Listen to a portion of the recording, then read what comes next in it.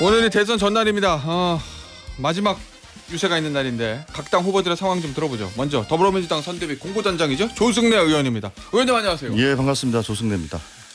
막판 판세 어떻게 보고 계세요?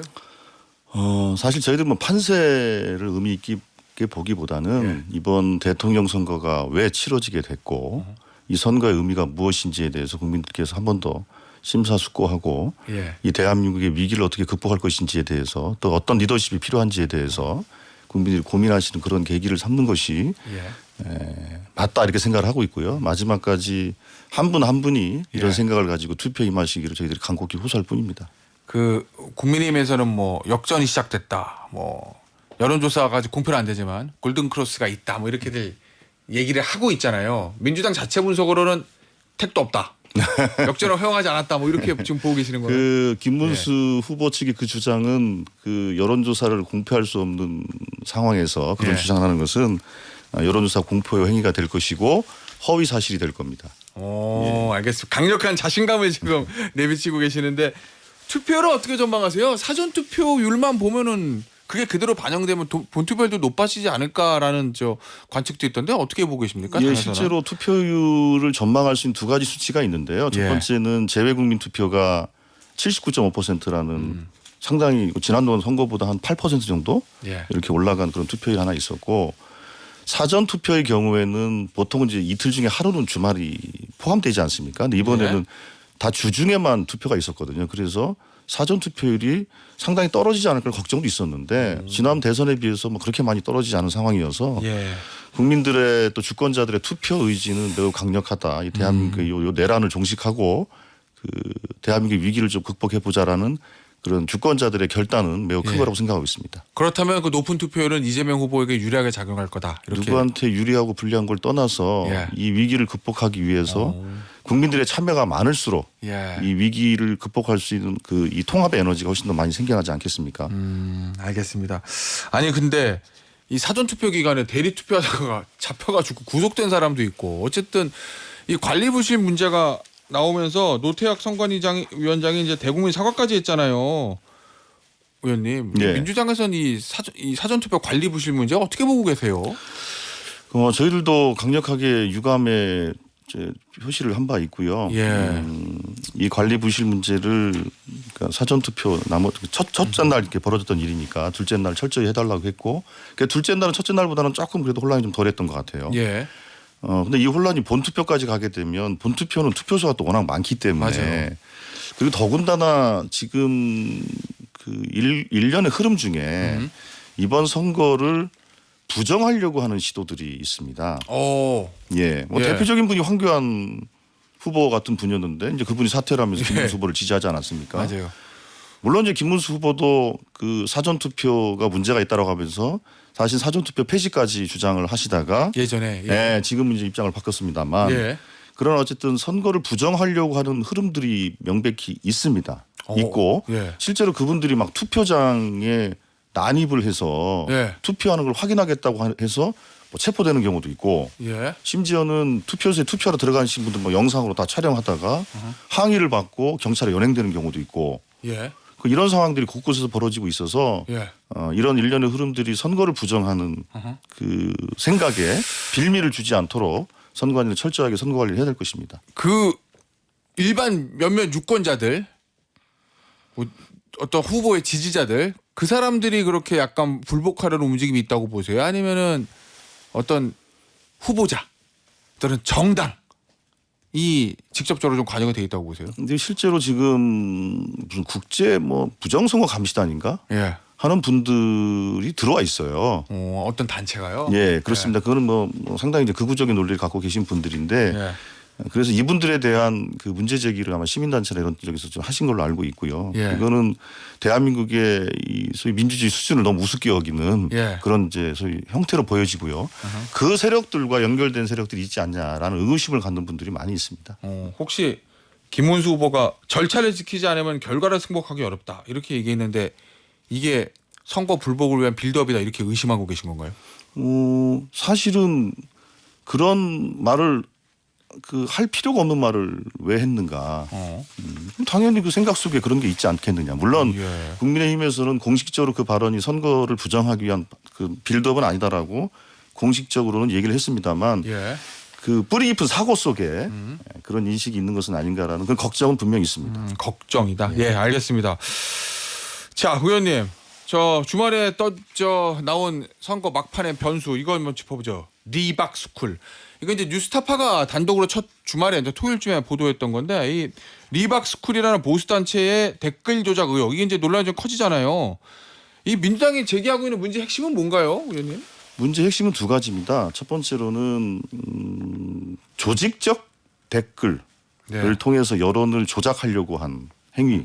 리박스쿨이라는 곳에서. 그렇습니다. 리박스쿨이라는 데서 댓글을 조직적으로 그 달면서 여론을 조작하려고 하는 행위들인데, 근데 문제는 그 댓글을 다는 사람들을 모집하면서 이 모집하는 보다 이제 젊은 분들은 이제 모집을 했는데 이 모집을 하면서 어떤 것을 믿기로 해서 모집을 했냐면 저희 늘봄학교라는 그 이 프로그램에 일종의 방과후 프로그램이죠. 방과후 프로그램에 강사로 채용하겠다라는 그런 미끼를 던져서 이 친구들에게 댓글을 달게 했다라는 거예요. 근데 문제는 자 그럼 여기서 또 이제 연결이 되죠. 그러면 이런 그 분들이 어떻게 그 방과후 학교 이 방과후 강사 양성하는 라이센스를 가질 수가 있는 건가?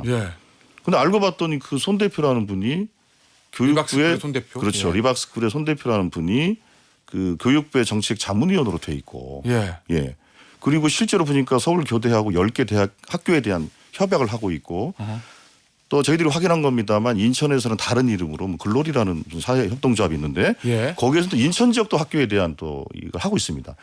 근데 문제는 그렇게 댓글을 다는 것과 젊은 강사들 양성하는 이 프로그램을 엮어가지고 일종의 취업을 미끼로 댓글을 달게 한 거니까 그 과정 속에서 교육당국이나 소위 권력에 무슨 도움이 있지 않았겠냐는 의심을 할 수밖에 없는 상황 아니겠습니까? 두 번째로는 그렇게 해서 이 방과후 프로그램을 진행을 하면서 이분들이 하는 내용을 보면 극우 사상을 세뇌합니다. 그 사실상 이 프로그램들이 마치 히틀러의 무슨 유겐트요? 혹은 뭐 홍위병을 양성하기 위한 프로그램에 교육 당국이 편의를 봐준 것이 아니라는 의심을 할 수밖에 없는 상황이고, 그러니까 교육부에서도 이 문제가 심각하다고 봐서 전수조사를 지금 하고 있는 거 아니겠습니까? 그러니까 이 문제는 사실은 단순하게 댓글을 다는 문제에서 뭔가 이 극우적 논리를 갖고 있는 이 세력들이 실제로 그런 구조적인 소위 잘못을 범하고 있다. 이렇게 저희들이 지적을 하는 것이고, 또 하나는 여기에서 중요한 문제는 뭐냐면 그럼 김문수 후보와 국민의힘과는 관계가 없는 것이냐. 우리는 이 질문을 던지고 있는 겁니다. 그런데 어제 김문수 후보하고 언론인들하고 대화가 있었는데 그때 그 손 대표라는 분을 모릅니까 물어봤을 때 김문수 후보가 부인을 못 하셨어요. 그게 중요한 게 아니고 뭐 이렇게 이제 넘어가시더라고요. 근데 실제로 저희들이 확인한 여러 가지 정황을 보면 김문수 후보와 이 리박스쿨 손 대표하고는 상당한 관계가 있는 것으로 의심되는 정황들이 여러 군데 영상이라든지 뭐 아니면 프로그램 운영이라든지 해서 많이 확인이 좀 되고 있는 것 같아서 이건 앞으로 저희들이 철저하게도 확인을 해야 될 부분이라고 생각하고, 권력을 이용해서 댓글을 달기 위한 사람들을 양성하고 그게 그 취업을 미끼로 한 것이라고 한다면 이거 매우 심각한 일이죠. 그러니까 댓글 일종의 우리 이른바 댓글 부대라고 하잖아요. 어떤 단체에서 이 댓글을 아마 보니까 김문수 후보 띄워주고 이재명 후보하고 이준석 후보 비판하는 그런 댓글들을 많이 달았다고 알려져 있는데 그 댓글 부대 자체를 뭐 운영한 것도 문제지만 그게 뭔가 권력과 연결돼서 늘봄학교의 채용과 연결이 돼 있는 그 부분을 또 문제로 지적하신 거잖아요. 그러니까 두 가지가 다 문제인 거죠. 그러니까 댓글을 통해서 여론을 조작하는 것은 민주주의를 훼손하는 심각한 일 아닙니까? 이 문제도 매우 중대한 문제이고 그리고 이 댓글을 다는 과정 속에서 벌어진 이 구조적인 문제들 이 구조에 대해서도 철저하게 파악할 필요가 있어서, 그래서 저희들이 이 진상조사단 같은 걸 구성을 할 때 선대위 차원에서보다는 당 차원의 구성을 하겠다라고 생각을 하는 것이 이 문제는 선거가 끝나도 반드시 규명해야 될 문제라고 보기 때문에 저희들이 그렇게 조치를 하고 있는 것입니다. 그 늘봄학교 교육부 여기가 이제 등장하니까 그래서 그런지 몰라도 권력의 도움 이 말씀을 앞서 좀 해주셨는데 이거 구체적으로 어느 정도의 개입이 있었을 것이라고 좀 추정을 하고 계시는 거예요? 실제로 이 그 손 대표라는 분은 아마 이제 그뭐 우체국 예. 그쪽에 이제 공무원을 하셨던 분인 것 같아요. 그렇게 해서 이제 퇴직을 하시고 그리고 나서 이제 교육 사업에 뛰어들었는지 뭐 그건 모르겠습니다만 실제로 누가 봐도 교육 전문성이 있다라고 보기 어려우신 분인데 그분을 교육부 장관의 정책 자문위원으로 이제 위촉을 하게 됩니다. 근데 보통 우리가 그렇잖아요. 어떤 분야의 그 장관의 자문위원이다 그러면 그 명함 자체가 어디 이제 대학이라든지 어디 학교를 갔을 때 어디 교육청이라도 갔을 때 소위 말해서 좀 먹어주는 직함 아닙니까? 그러면 누군가가 그 전문성이 떨어진다고 생각하는 이분들한테 누군가가 그 직함을 부여했다라는 것인데 누가 추천했느냐 그거에 대해서 저희들은 이제 아마 그 교육부 정책자문단 혹은 또 등등 교육부 장관의 주변에 있는 사람들이 그런 추천을 하지 않았겠냐 이렇게 저희들은 의심을 하고 있고요. 그 부분에 대해서는 아마 언론에서도 추가적인 취재를 하고 있는 것으로 알고 있고 오늘 제가 듣기로는 우리 그 국회 교육위원회 위원들이 교육부를 이제 항의 방문하거나 뭐 방문을 해서 그 진이나 이런 것 경위에 대해서도 확인하려고 하는 그런 이제 일정을 좀 준비하고 있습니다. 결국 이제 앞서 이제 김문수 후보하고 국민의힘이 어느 정도 연관이 되느냐 알았냐 모르느냐 이게 이제 핵심인데 선거에서는 지금 김문수 후보 앞서도 말씀하셨지만 내가 거기서 댓글 다는지 아닌지 어떻게 아느냐라고 이제 댓글 다는 건 몰랐다고 명식으로 얘기했거든요. 김문수 후보가 구체적으로 그 정황이나 이런 거 다 알았을 거라고 의심하고 계신 건가요? 뭐 그런 의심은 당연히 합리적인 의심으로 보여집니다. 왜냐하면 김문수 후보는 본인이 부인도 못 하고 있는 것처럼 그 손 대표에 대한 그 알고 있느냐 몰랐느냐에 대해서는 답변을 제대로 못 하고 있는 상황이기 때문에 손 대표를 아는 것과 댓글 작업을 아는 것과는 완전 좀 다른 문제긴 하죠. 다른 문제긴 하지만 그러나 그 손 대표가 운영하는 그 실체에 대한 이해가 있다고 한다면 인지했을 가능성도 있다라고 저는 생각하고 있고 그런데 여기에서 이 국민의힘은 상당히 적반하장인 것이 무슨 민주당이 공작했습니까? 대장동 커피 시즌 2다. 그건 말도 안 되는 얘기고 그럼 우리가 그 리박스쿨 손 대표한테 댓글 달라고 공작을 했습니까? 아니면 방과 후 프로그램을 운영하면서 그 어린 아이들에게 극우적인 논리를 주입시키는 그 극우 사상 교육을 하라고 우리가 공작을 했습니까?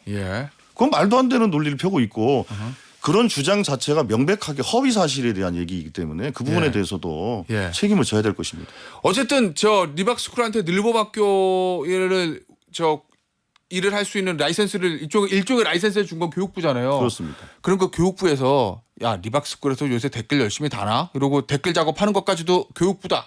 인지할 수 있었다고 보세요, 의원님? 글쎄 뭐 그것까지 인지할 수 있는 상황인지는 모르겠지만 교육 당국이야 당연히 그런 거라기보다는 그 늘봄학교나 방과후 이 프로그램을 운영하는 프로그램 운영과 또 그 강사를 양성하는 그 과정에 대해서 관리 감독할 책임이 있지 않습니까? 그런데 문제는 양성 과정에 어떤 문제가 있었는지에 대해서 교육부가 제대로 보지 못했다라는 것이고 두 번째로는 늘봄학교 방과후 프로그램을 운영하면서 강사들이 어떤 형식의 그 교육 프로그램을 제공하고 있는지에 대해서 또 가르치고 있는지에 대해서 전혀 확인하거나 점검하지 못했다라는 것은 교육 당국의 명백한 책임입니다. 알겠습니다. 의원님 궁금한 게 생겼어요. 짐 로저스 아시죠? 예, 알고 있습니다. 짐 로저스가 이재명 후보 지지선언 한 게 맞는 거예요? 아니면은 안 한 거예요, 지지선언? 일단 저희들은 그 김진양 씨라고 그 지지선언을 조직했던 측에서는 짐 로저스의 생각은 저희들이 확인했다 이렇게 해명을 하고 있는 상황으로 저는 알고 있고요. 그래서 그분에 대해서는 아마 짐 로저스 측과 계속 이제 소통하면서 어떤 추가적인 입장을 낼 것으로 생각하고 있습니다. 근데 어저께는 언론에 보내서 지지선언 한 거 아니다 뭐 이렇게 얘기했다고 그래가지고. 아니 그러니까 그 부분에 대해서 그걸 준비했던 김진양 씨를 비롯한 그 이 관계자들이 그 경우에 대해서 짐 로저스 측과 소통을 하고 있는 것을 알고 있습니다. 알겠습니다. 윤석열 전 대통령이 김문수 후보 지지 메시지를 냈는데 직접 읽은 건 아니고 광화문 집회에서 대독이 됐습니다. 이거 뭐 국민의힘도 썩 달가워하는 것 같지는 않거든요. 저 김용태 비대위원장 얘기 들어보면 민주당에서 이거 어떻게 보고 계십니까? 그건 이게 본질이죠.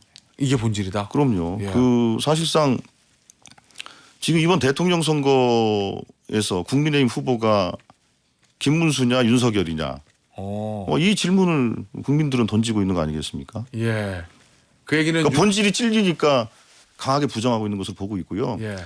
실제로 그날 어떤 일이 있었냐면 그 윤석열 전 대통령이 전광훈 씨 집회에서 누군가를 통해서 지지 선언을 대독시키고 그리고 그 홍철호 정무수석이라는 분은 그 김용태 위원장의 김포 유세에 등장했습니다.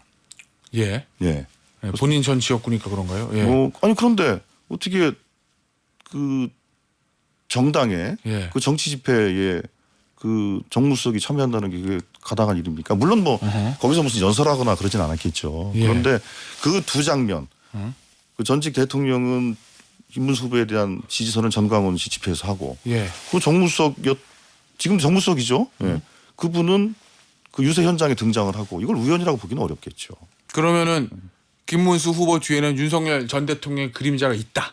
그러니까 뒷배다. 지금 저희들이 계속 그 김문수 후보한테 예. 그러면 윤석열 씨하고 정확하게 정치적으로 단절해라. 그렇게 못하고 있지 않습니까? 예. 그리고 지난번에 TV 토론에서도 그럼 만약에 그 윤석열 사면할 거냐. 답을 못하고 있잖아요. 예. 그러니까 이거 끊어질래야 끊어질 수 없는 사실상 저희들은 내란 동일체다 보고 있는 것이죠. 예. 알겠습니다. 의원님 마지막 질문 될 것 같은데요. 내일이 본투표입니다. 오늘이 마지막 유세고 국민들이 이재명 후보를 뽑아야 되는 이유 뭐냐 물어본다면 설명을 뭐라고 해주시겠습니까, 의원님? 예, 대한민국은 지금 지난 정부 3년의 실정과 또 내란으로 인해서 매우 심각한 위기에 처해져 있습니다. 정치적으로, 사회적으로, 또 경제적으로, 또 민생도 매우 어렵습니다. 이재명 후보는 준비된 대통령 후보입니다. 많이 준비했습니다. 또 실력도 갖고 있습니다. 이 위기를 극복할 적임자 이재명입니다. 알겠습니다. 오늘 인터뷰는요 여기서 마무리하도록 하겠습니다. 지금까지 조승래 민주당 선대위 공보단장이었습니다. 의원님 감사합니다. 예, 감사합니다.